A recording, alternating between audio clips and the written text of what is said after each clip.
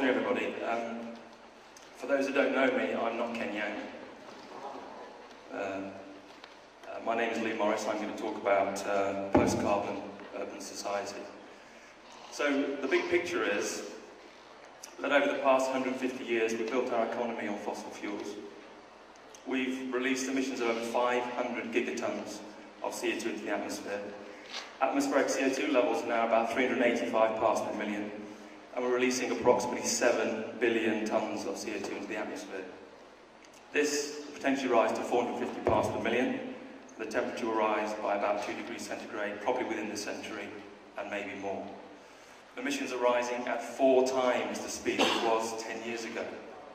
And ecosystems and species are on the verge of collapse, reducing land for humans and including for drought and floods.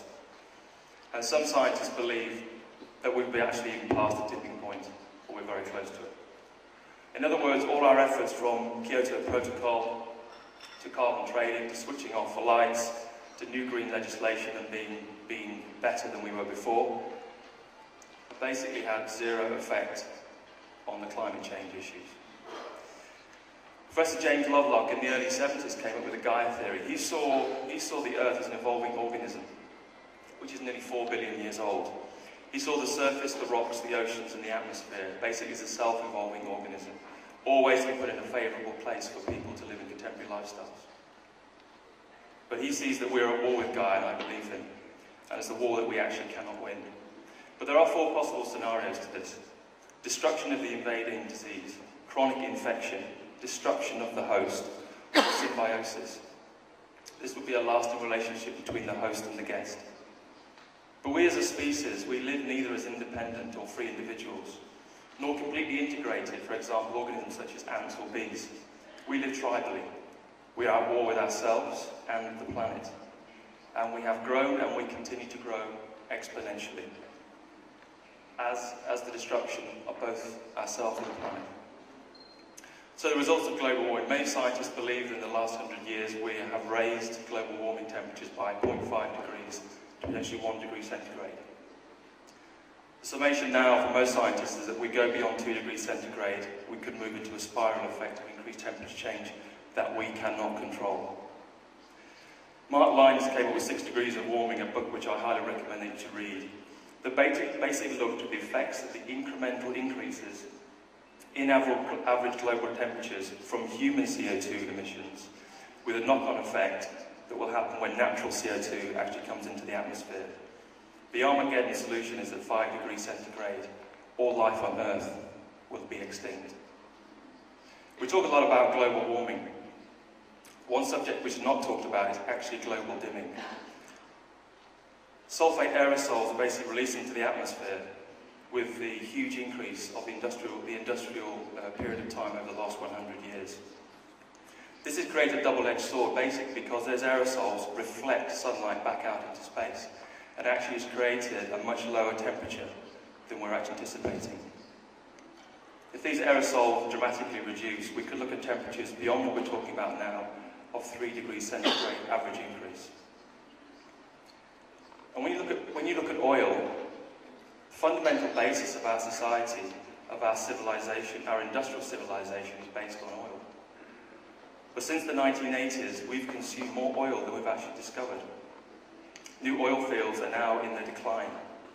And the entire world has been surveyed, unfortunately, apart from the poles which the oil companies seem to have their greedy eyes on. We seem to have cheap energy, but as we all know, oil reached $100 a barrel only a few weeks ago.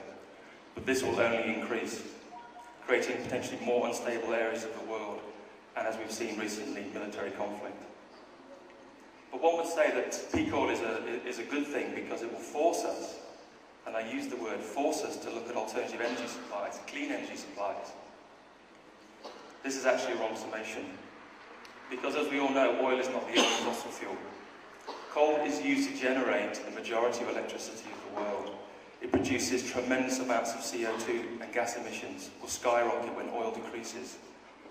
We're now so desperate that in places like South Africa, most of the petrol that actually fuels cars comes from coal. And burning of fossil fuels produces over 27,000 million tonnes of CO2 every year in the atmosphere. Again, we're so desperate to keep hold of the fossil fuel fix that we're looking to the coal tar sands such as in Alberta and Canada. Are we this desperate to keep going with fossil fuels? And China, the new super energy power, aside from India, grasping the 21st century to become a developed and superpower nation, coal provides 80% of China's electricity, and it will depend on coal well into the future. By 2010, it may even surpass the USA, and China are planning 300 more coal-fired power stations in the next 10 years alone. 60% of all our resources are consumed across the planet and used in the construction industry, and 50% of that is energy. 30% of energy comes into transport. Our daily lives, as we all know when we think about it, is carried out in and around construction or in transport. And as we become more prosperous, we consume more. And certainly the most advanced nations in the world are its greatest polluters. Professor James Lovelock sees the human species as a disseminated primatemia, or basically a human plague on the Earth. By 2050, the population could reach 10 billion people. That's 1 billion people born every 12 years. We live longer and we consume more. The projected numbers of people up to 10 million does not take into account, unfortunately, the catastrophic reduction in fossil fuels, as well as the severe climatic changes and temperature increases. Certain scientists are predicting that the fall of man will happen about 2030 as these things come into play, reducing the population back down to its pre-1750 population of 1 billion people. And our cities keep getting bigger and bigger. In 2015, 3 of the major cities currently in play at the moment, Mexico City, Tokyo, and Mumbai, will reach in excess of 30 to 35 million people.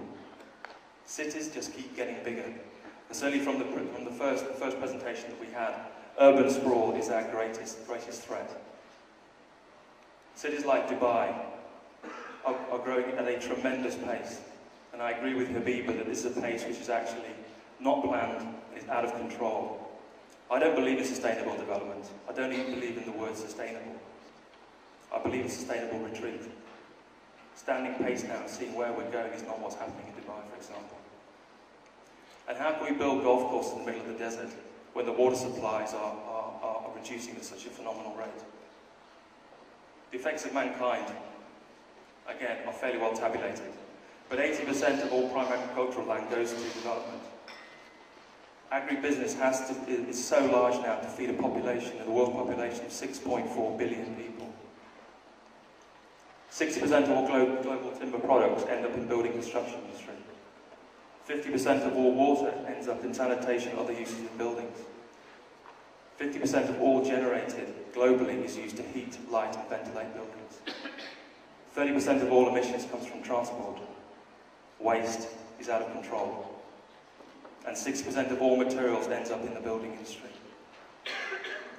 Richard Duncan in 1986 came up with the Olduvai Gorge theory, which stated that energy production per capita will fall to its 1930 value by 2030, thus giving industrial civilization, or the electric civilization as he termed, a lifetime of less than 100 years. He split this into 3 phases. The first phase was the pre-industrial phase, which was a very long period of equilibrium, when simple tools and weak machines limited economic growth. This is the period since the Stone Age. To the second stage, which is where we are now, or the industrial phase, was a very short period of non-equilibrium that ignited with explosive force when powerful new machines temporarily lifted us, so the growth there was no limits. To the final phase, or the catastrophic energy cuts and the end of electric civilization, the deindustrialized phase lies immediately ahead, during which time the industrial economies will decline towards a new period of equilibrium, limited by the exhaustion of non-renewable resources and continued deterioration of the natural environment. The Earth really has only 2 settings, the ice house and the greenhouse, and we appear to be going towards the greenhouse. The fundamental basics of our civilization are when we flick a switch, a light comes on, or when we turn the tap, fresh water comes out. But when the electricity starts to run out, you're basically back in the Dark Ages. We've all been there before. There is some hope. The pragmatics, Professor Sokolow and Steve Picardo from Princeton University, have come up with the 7 wedges, or the 7 stabilisation wedges.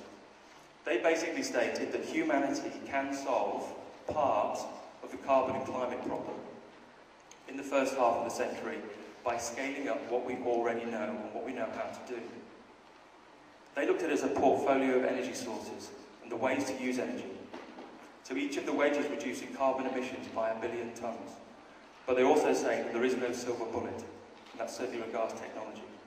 So in wedge number 1, it looked at more fuel-efficient cars from 30 miles per gallon to 60 miles per gallon, and reducing the amount of travel from 10,000 to 5,000 miles per year. It looks at more efficient buildings and electricity generation. Companies such as Ford are already doing this. Not only looking at the fuels they put into the cars, but also how they make cars to become biodegradable. But maybe one day we'll get to such a point where we have to go back in time for our transport systems. And buildings as well, absolutely fundamental to where we're moving now in the new energy age. When we look at buildings now, we primarily look at the passive side rather than the technological side. Start looking at how we orientate the buildings, how we protect the buildings. A building we recently put forward for a competition for the Mazda project in Abu Dhabi looked at all sorts of aspects in terms of thermally protecting the buildings on the outside, PV panels on the roof reduce energy, looking at the social spaces within a hot climate. And in the end, we produced a building which produced 8% more power than it actually took in, and was zero carbon over its 40-year lifestyle. It can be done, it just needs thought. Wedge number 2 was replacing coal-fired power stations with nuclear power stations, with gas-fired power stations, and making these stations more efficient. Looking at nuclear, bringing nuclear back onto the scene. This is one of the safest of the major energy sources. That's not clearly known. Wedge 4 was sequestration. Carbon capture and storage in 800 coal-fired power stations. Professor Klaus Lackner has suggested something on a vast scale of CO2 scrubbers on a huge scale to basically scrub the atmosphere of CO2, take it out of the atmosphere and place it underground. This is technology that is known on a small scale, but it needs to be looked at on a bigger scale. Wedge 5 is obviously renewables, but a huge increase in what we have now. 2 million 1 megawatt turbine, which is a 50-fold increase of where we are today. 700-fold increase, covering 2 million hectares of land for solar. Biofuels requires 250 million hectares to be converted to corn and sugar plantations, which is 1/6 of the world's population. But I ask you, you can use land to feed cars or humans, but you can't do both. Reforestation, an end to clear cutting of tropical forests, and expand conservation tillage to all cropland, which releases less CO2 into the atmosphere. The 7 wedges will still only take us to about 500 parts per million, which is over 2 degrees centigrade of heating, beyond the threshold that scientists want us to go to. Stabilisation is not enough. We need to knock a few more wedges in here to bring that down to 400 parts per million or 2 degrees centigrade. We can do this. But technology is only part of the answer. What needs to be understood is rarely appreciated that almost every engineering development, whether steam, electricity supply, radio or television, from open enthusiasm to widespread application in the developed world, takes 40 years. We probably have less than 10 years to make a change. The Mazda development is one of those changes. A new city in the middle of Dubai, currently being proposed by Foster & Associates. This is a compact, self-sustaining, emissions-free city for 60,000 people. It looked at the range of what is in the city. It looked at the commercial and technology parks, residential, leisure, parks and car parking. It looked to reduce the amount of water use in the city by using 80% of recycled water. It looked at having completely zero waste, and the waste actually producing energy itself. It looked at the proximity of where people live, to where they work, to where they shop, and where they go to school. And it fundamentally overhauled the notion that in the Middle East, the car rules, by placing it to the external part of the city. But fundamentally, compared with a conventional city, which would use release 1.1 million tonnes of CO2 to the atmosphere, Mazda produces nothing. That's because it's based on building design and energy efficiency of all the buildings going into it. Energy generation from renewables, waste recycling and energy production from that, and transportation in terms of electric and solar. But also carbon offsetting and sequestration. Foresight Intelligence, which is a Quangai organisation in the UK, hypothesised about where we were going in terms of future cities. And they looked at 4 scenarios.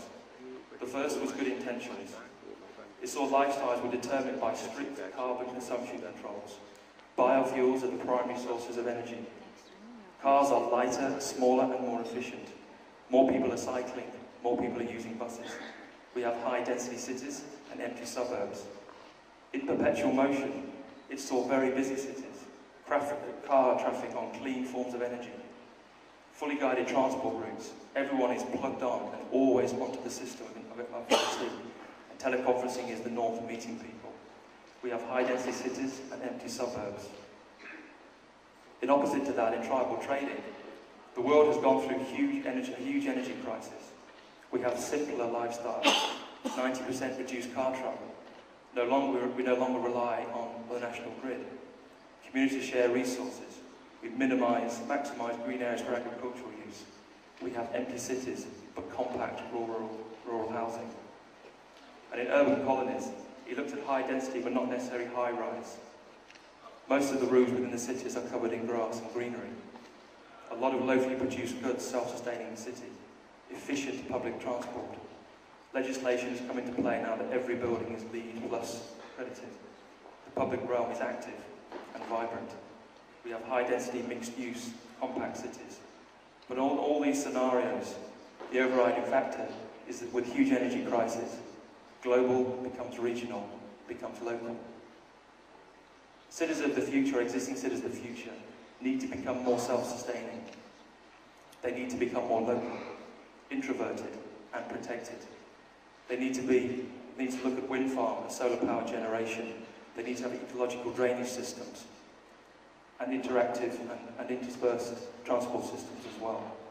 They cannot grow anymore, they have to restrict and basically become smaller and more compact. We have a 10-year imperative: energy efficiency, renewables and carbon capture. Energy efficiency is by far the most cost-effective way of reducing greenhouse gases. In buildings and transport, the biggest energy users. In renewables, which is the only true sustainable long-term supply option, current investment is growing but is still wholly inadequate. And carbon capture and storage, which is absolutely crucial. Whether it comes from the sources of coal-fired power stations that are existing now, or in the air scrubber technology, which I showed you previously. Current investment again is growing, but still wholly inadequate. The canaries in the coal mine are the permafrost in Siberia, which are melting at an unprecedented rate and thawing at an unprecedented rate, releasing not only CO2 but a much more dangerous gas, which is methane. The polar sea ice. The polar caps are heating up at twice the rate of anywhere else in the world. They've already lost over 400 cubic kilometres of ice in the past 40 years. The Amazon rainforest, one of the most brittle ecosystems in the world, potentially will have reverse photosynthesis, which instead of taking CO2 from the atmosphere and actually producing oxygen, will actually release CO2 back in the oxygen during the heating of the atmosphere. An ocean CO2 absorption. This will also happen as the temperature of the oceans rise. CO2 will actually be released back into the atmosphere. It must be known that at the moment, half of the CO2 that's produced in the atmosphere is actually absorbed in the oceans. At the moment, the Canaries aren't doing particularly well. With the outcome of, with increased global warming, the frequency and severity of droughts will increase across all regions, not only in those typical places that we see on television screens in Africa, but in the US and Asia, and also Europe. There'll be an increase in disease and ecological insect balance, and across most of Africa, with the heating of the temperature, 95% of the continent will be open to malaria, with the huge strain that we put onto the health systems. Famine will be much more often. With Katrina, we saw on our television screens what happens when climatic conditions hit a developed country such as the USA. Quite frankly, they couldn't cope with it. And when the veneer of civilization is ripped away, All you're left is the old and the weak to fend for themselves. Species are literally being driven off the face of the planet. The polar bears have already been deemed to be the living dead, close to extinction due to their reduced ecological area. And what else will happen? With rising sea levels, we need to protect our shorelines. I'm not sure we're doing that.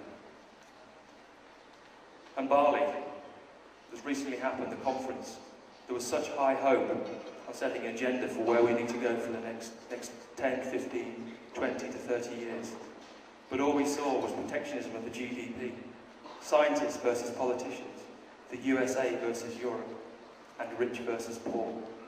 The outcome was negligible.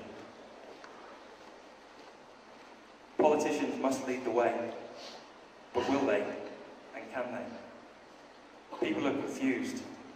Quite frankly, so are governments. We still have time, and the know-how. But I believe that as a species, we again live neither as independent or free individuals, nor completely integrated social organisms, say like these. We do live tribally, constantly at war with ourselves or the planet.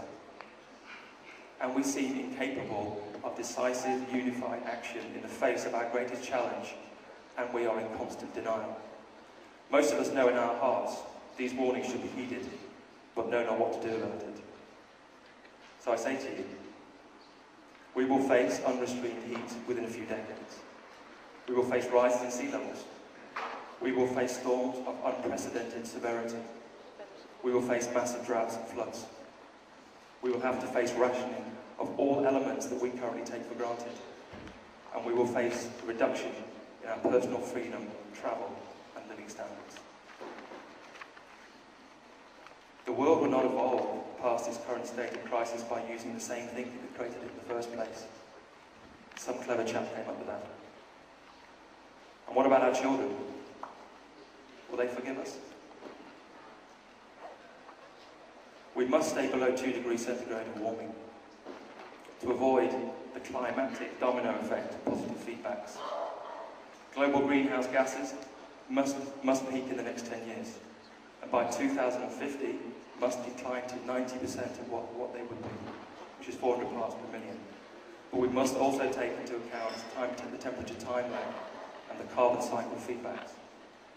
The doomsday scenario in 2030, if we don't, is that with average temperatures rising to 3 degrees plus, waste will be unmanageable, air is unbreathable, water is undrinkable, and fossil fuels are already exhausted. And if planet Earth reaches 5 degrees centigrade average global temperatures, we were witnessing the 6th mass extinction of all species on Earth. The 5th, as you know, was the dinosaurs. So we humans, one species amongst millions, have become de facto guardians of the planet's climate stability. A service that used to be provided free by nature, the Earth, and by Gaia. Thank you very much.